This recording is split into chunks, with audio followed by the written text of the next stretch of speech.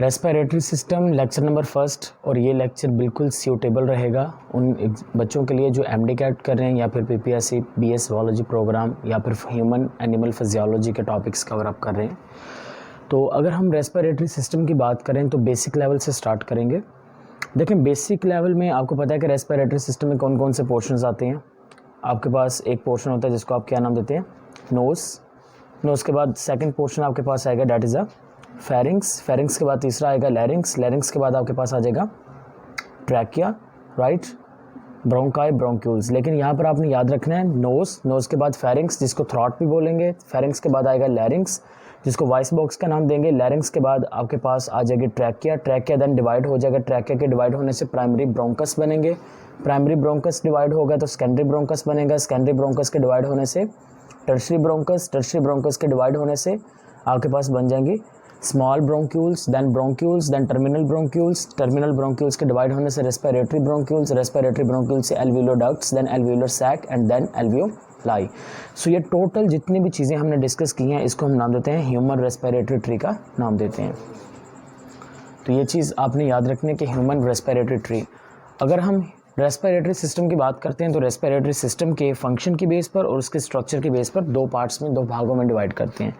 तो पहले हम देख लेते हैं कि अगर हम रेस्पिरेटरी सिस्टम को डिवीजन करते हैं on the basis of the उसके फंक्शन की बेस पर, तो रेस्पिरेटरी सिस्टम के दो बेसिक पार्ट होते हैं। पहला पार्ट होगा जिसको हम नाम देते हैं conduction zone and second portion होता है रेस्पिरेटरी जोन। ओके, तो किस बेस पर हम डिवीजन करने वाले हैं, on the basis of function की बेस पर इसके दो पार्ट्स आ जाएंगे। नंबर 1 हमारे पास आ जाएगा कंडक्शन जोन और नंबर 2 के तौर पर आपके पास आ जाएगा रेस्पिरेटरी जोन। अगर हम कंडक्शन जोन की बात करते हैं तो कंडक्शन जोन में कौन कौन से टॉपिक्स आ जाएंगे।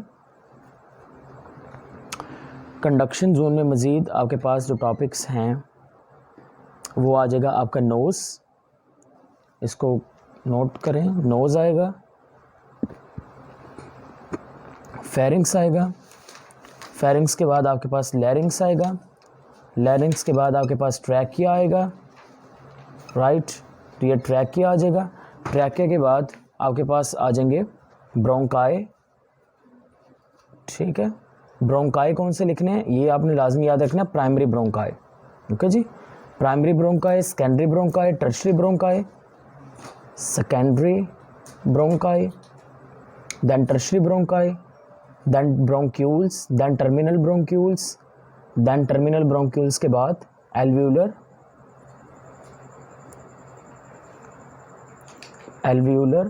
डक्ट्स के बाद आपके पास आ जाएंगे एल्वियोलर सैक। यहाँ पर एल्वियोलर डक्ट्स तक जो आपका पोर्शन होगा, एल्वियोलर डक्ट्स तक पोर्शन आपके पास आएगा कंडक्शन जोन के अंदर। और अगर हम रेस्पिरेटरी जोन की बात करते हैं तो बच्चे रेस्पिरेटरी जोन के अंदर सबसे पहले आपके पास आ जाएंगे रेस्पिरेटरी डक्ट्स। नंबर 1 आपके पास रेस्पिरेटरी डक्ट्स आ जाएंगे। अब रेस्पिरेटरी डक्ट्स कैसे बनेंगी, जब आपके पास टर्मिनल ब्रोंक्यूल्स डिवाइड होंगे, उनके डिवाइड होने से रेस्पिरेटरी डक्ट्स बनेंगी। और जो गैसेस का एक्सचेंज है वो सिर्फ एल्वियोलाई में नहीं होता बल्कि एल्वियोलाई से पहले जो रेस्पिरेटरी डक्ट्स है यहाँ पे भी स्टार्ट हो जाएगा। और देन इसी वजह से इसको हमने किसके अंदर इन्वॉल्व किया है, रेस्पिरेटरी जोन के अंदर इन्वॉल्व कर दिया। तो ये आपके पास आ गया एल्वियोलर सैक, और एल्वियोलर सैक के बाद आ जाएंगे आपके पास alveoli. So that's portion will be included in the, ये आपके पास रेस्पिरेटरी जोन में इंक्लूड कर दिए जाएंगे। ये वाला जो पोर्शंस हमने 3 पढ़े हैं, रेस्पिरेटरी डक्ट्स, एल्वियोलर सैक और देन क्या आ गया, एल्वियोलाई। तो ये 3 चीज़ें आपके पास रेस्पिरेटरी जोन में है। तो कंडक्शन जोन वो जोन जो एयर को कंडक्ट करके बाहर वाले इन्वायरमेंट से बॉडी में लेके जाएगा ताकि गैसों का एक्सचेंज हो, और गैसेस का एक्सचेंज कहाँ पर होगा, रेस्पिरेटरी जोन में हो जाएगा। तो इस बेस पर, फंक्शन की बेस पर हमने इसकी डिवीजन कर दी। अब हम इसकी डिवीजन देखते हैं ऑन बेसिस ऑफ स्ट्रक्चर की बेस पर। अगर हम इसकी डिवीजन करें तो हम इसको बेसिकली 2 हिस्सों में डिवाइड कर देंगे। पहला हिस्सा आ जाएगा हमारे पास अपर रेस्पिरेटरी जोन, देन आ जाएगा lower respiratory zone, upper respiratory zone and lower respiratory zone. तो डिवीजन्स भी आपको याद रखने हैं, समटाइम यहाँ से भी एमसीक्यूज फ्रेम हो सकते हैं। Upper respiratory zone. अगर हम अपर रेस्पिरेटरी जोन की बात करते हैं तो इसमें कौन कौन से पोर्शंस आएंगे? इसमें आपके पास पोर्शन आ जाएगा नोज़, नोज़ के बाद आएगा फेरिंग्स, फेरिंग्स का ही दूसरा नाम होता है थ्रॉट, और फेरिंग्स आप लिखेंगे एंड एसोसिएटेड स्ट्रक्चर्स। अच्छा, एसोसिएटेड स्ट्रक्चर्स का मतलब क्या होता है? एसोसिएटेड स्ट्रक्चर्स का मतलब ये है कि सम टाइम आपने ऑब्जर्व किया होगा कि जो आइज़ के अंदर टेयर्स होते हैं, लैक्रिमल ग्लैंड प्रोड्यूस करते हैं, वो सम टाइम आपकी माउथ वाले रीजन में आ जाते हैं। तो वो जो टेयर्स होते हैं वो जो आपको माउथ वाले रीजन में आते हैं, या फिर जो बच्चे होते हैं उनके गले में टॉन्सिल्स काफ़ी अमाउंट में मौजूद होते हैं, बड़ों में भी होते हैं, तो वो आपके जो फेरिंग्स वाला पोर्शन है, थ्रॉट वाला पोर्शन है, वहाँ पर मौजूद होते हैं। दैट्स वाई यहाँ पे लिखा गया है फेरिंग्स एंड एसोसिएटेड स्ट्रक्चर का जिक्र है। उसके बाद आ जाएगा सेकेंड पोर्शन, जिसको आप क्या नाम देंगे? That is a lower respiratory zone. अगर आप लोअर रेस्पिरेटरी जोन की बात करते हैं तो लोअर रेस्पिरेटरी जोन के अंदर कौन कौन से पार्ट्स आ जाएंगे?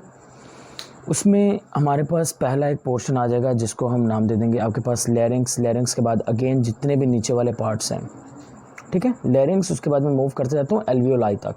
तो एल्वियोलाई तक जितने भी पार्ट्स हैं ये सारे के सारे किसके अंदर आ जाएंगे? आपके पास लोअर रेस्पिरेटरी जोन में इंक्लूड कर दिए जाएंगे। तो फाइनली अब हम फिजियो स्टार्ट करते हैं अबाउट द फर्स्ट पोर्शन। और फर्स्ट पोर्शन हमारे पास कौन सा है? नोज़। नोज़ के बारे में फिजियो स्टार्ट करते हैं और इसके देखते हैं पार्ट्स के बारे में स्टडी करते हैं डिटेल्स में।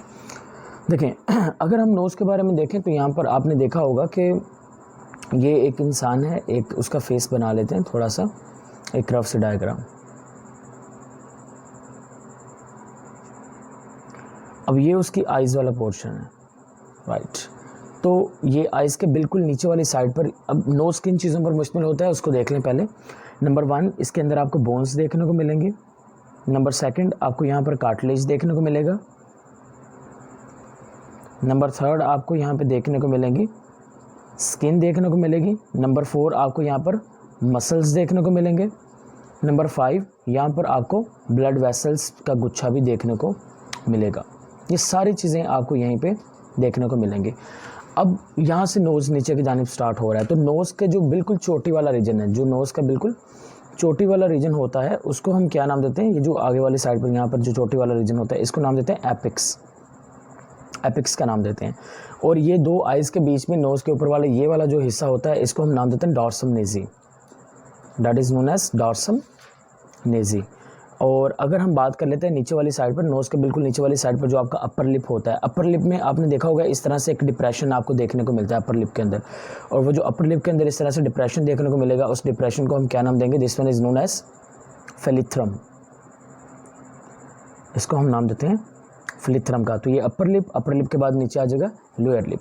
अब हम देखते हैं कि कौन कौन सी बोन जो हैं वो नोज़ के अंदर मौजूद होती हैं। पहले आपके याद रखना है आपको नेज़ल बोन, नेज़ल बोन मौजूद होती है, मैक्सिलरी बोन मौजूद होती है,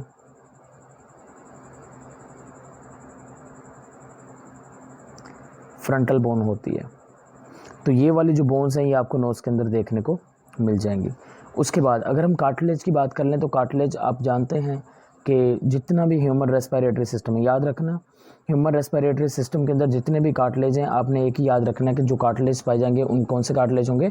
हाइलन कार्टिलेज। तो हाइलन कार्टिलेज जो है हमारे रेस्पिरेटरी सिस्टम के अंदर पाया जाता है। हाइलन कार्टिलेज के साथ साथ आपने यहाँ पर याद रखना है कि एक कार्टिलेज ऊपर वाली साइड पर यहाँ पर बोन मौजूद होगी, ऊपर बोन, बोन के नीचे वाली साइड पर यहाँ पर एक कार्टिलेज होगा जिसको हम नाम देंगे अपर कार्टिलेज। और अपर कार्टिलेज के बाद नीचे वाली साइड पर हो जाएंगे लोअर कार्टिलेज। अब एक साइड पर इधर कार्टिलेज मौजूद है, एक साइड पर इधर कार्टिलेज मौजूद है। अब जो साइडों पे कार्टिलेज होंगे उनको नाम दे देंगे लेटरल कार्टिलेज। लेटरल का मतलब होता है साइड्स। तो जो साइडों पे कार्टिलेज हैं वो कौन से? Lateral cartilage. ऊपर वाली साइड पर क्या मौजूद है? बोन। और ये मैंने कहा कि अपर कार्टिलेज। और नीचे वाली साइड पर जो कार्टिलेज होगा उसको क्या नाम दे देंगे?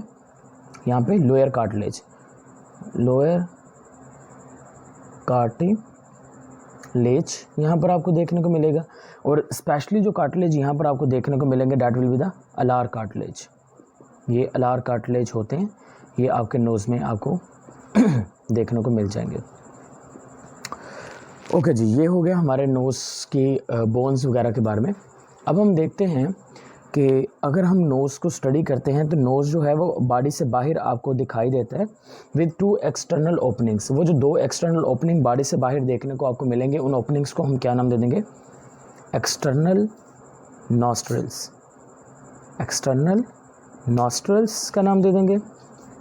और जिस तरह से एक्सटर्नल नॉस्ट्रल बॉडी के बाहर की तरफ ओपन होते हैं, इसी तरह से ये थ्रॉट में यानी कि फेरेंक्स के अंदर भी जाके ओपन होंगे। उनको क्या नाम दे देंगे? इंटरनल नॉस्ट्रल्स का नाम दे देंगे।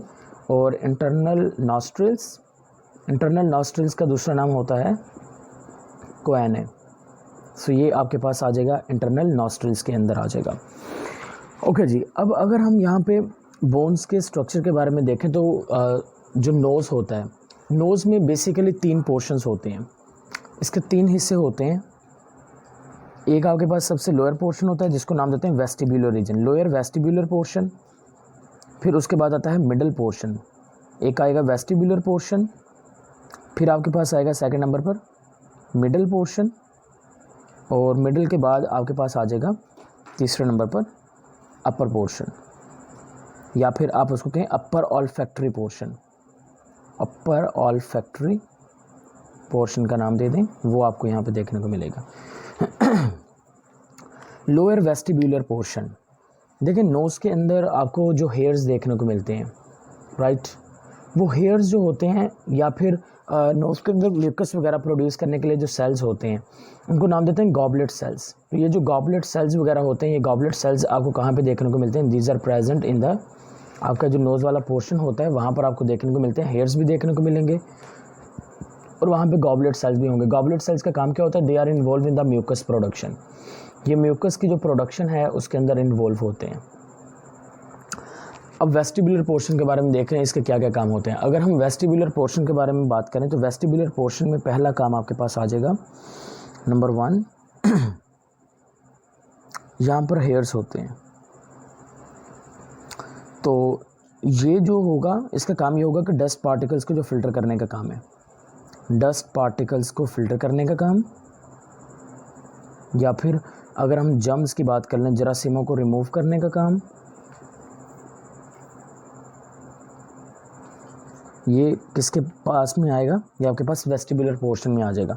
अब जो सेकंड पोर्शन होता है, second portion middle portion highly vascular होता है, हाईली वेस्कुलर पोर्शन, क्योंकि डस्ट पार्टिकल ये कैसे रिमूव करेंगे? डस्ट पार्टिकल ये रिमूव करेंगे with the help of the hairs, जो कि इस पोर्शन में आपको देखने को मिल जाएंगे। अगर हम मिडल पोर्शन की बात करते हैं तो मिडल पोर्शन हाईली वेस्कुलर होता है। वेस्कुलर पोर्शन का मतलब कि यहाँ पर काफ़ी सारा ब्लड वेसल्स होती हैं।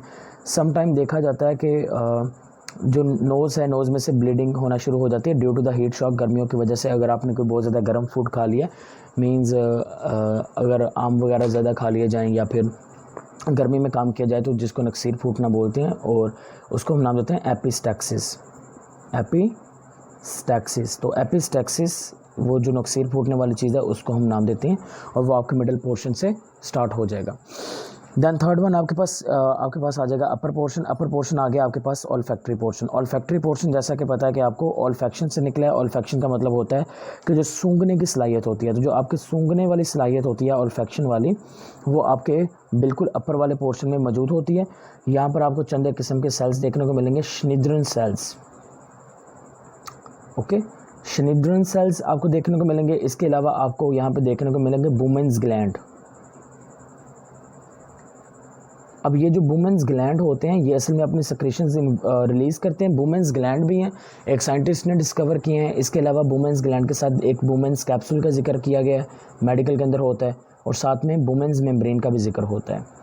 तो वुमेन्स कैप्सूल आपने याद रखना है कि अगर हम रेस्पिरेटरी सिस्टम देखेंगे तो हमारा जो एक्सक्रीटरी सिस्टम है, हमारे एक्सक्रीटरी सिस्टम में जो किडनी का जो फंक्शनल यूनिट है वो आपके पास होता है वुमेन्स कैप्सूल। और इसी तरह से अगर हम आई के कॉर्निया की बात करते हैं, जो कि ब्लड नहीं ले रहा, जो कि ऑक्सीजन को डायरेक्टली एयर से लेता है, तो वहाँ पर आपको किस चीज़ को देखने को मिलेंगे? वुमेन्स मेम्ब्रेन आपको देखने को मिलेगी। So that is the total physio about the nose. अब हम नेक्स्ट फिजियो स्टार्ट करते हैं अबाउट द फेरिंग्स के बारे में। फेरिंग्स का जो दूसरा नाम होता है हम इसको नाम देते हैं थ्रॉट। ये एक फनल शेप स्ट्रक्चर है, इट इज़ अ फनल, जो फनल शेप है वैसा स्ट्रक्चर होता है, फनल शेप स्ट्रक्चर। इसका दूसरा नेम है जी थ्रॉट। इसकी लेंथ होती है 13 सेंटीमीटर लॉन्ग, और that is the common passage for both food and air. और अगर हम फेरिंग्स की बात करें तो फेरिंग्स जो है ये एक रेजोनेटिंग स्ट्रक्चर भी है, resonating structure in the body. Resonating structure का मतलब ये होता है कि जो वॉइस बॉक्स है, जब आवाज़ प्रोड्यूस होती है तो आवाज़ प्रोड्यूस करने में और उसको उस आवाज़ की फ्रीक्वेंसी वगैरह को एडजस्ट करने में, इंक्रीज़ करने में फेरिंग्स का भी किसी हद तक रोल इन्वॉल्व होता है। फेरिंग्स के बेसिकली 3 हिस्से होते हैं। पहला आपके पास आ जाएगा नेज़ोफेरिंग्स, नेज़ोफेरिंग्स। दूसरा आपके पास आ जाएगा ओरोफेरिंग्स और तीसरा आपके पास आ जाएगा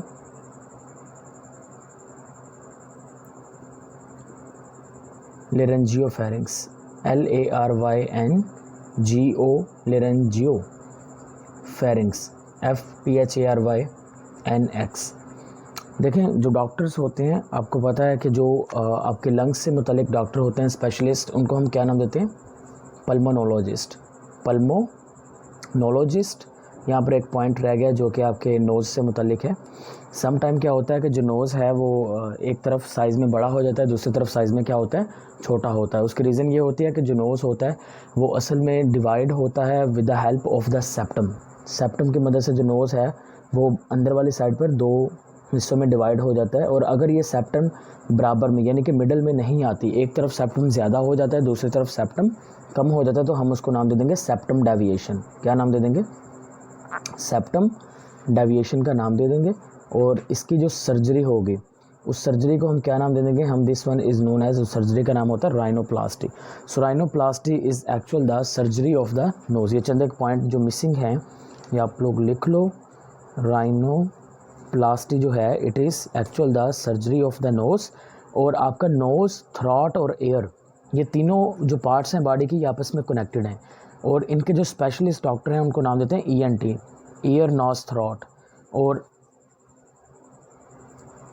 इनके जो स्पेशलिस्ट डॉक्टर्स होंगे उनको नाम देंगे ओटोराइनो लेरेंजियोलॉजी, GOLOGY। तो that is the specialist doctor of the ear, nose and throat.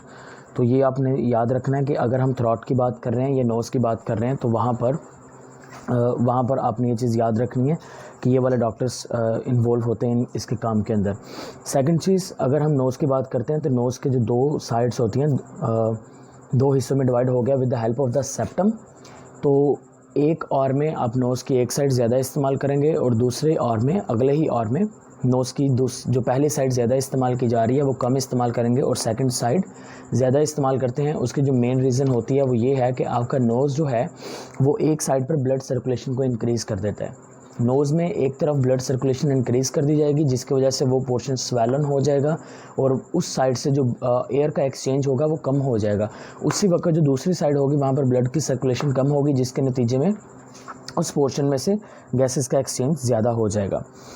तो यहाँ पे देखें, फेरिंग्स का जो सबसे पहला हिस्सा है डैट इज़ अ नेज़ोफेरिंग्स। तो डायग्राम से देख लें कि कहाँ पे जाके नेज़ोफेरिंग्स आपके पास आएगा।